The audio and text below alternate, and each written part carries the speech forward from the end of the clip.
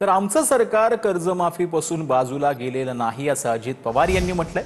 योग्य वेळ आल्यावर आम्ही कर्जमाफी देणार। शेतकऱ्यांच्या कर्जमाफीवरून उपमुख्यमंत्री अजित पवार यांनी हे आश्वासन दिलं। दरम्यान कर्जमाफी होईपर्यंत शेतकऱ्यांनी कर्जाची मुद्दल तरी द्यावी। अजित पवारांनी शेतकऱ्यांना हे आवाहन केलेलं आहे।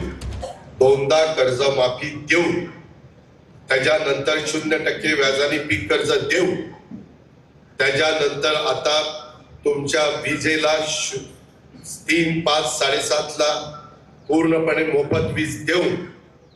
या सगळ्या गोष्टी आपण करतोय।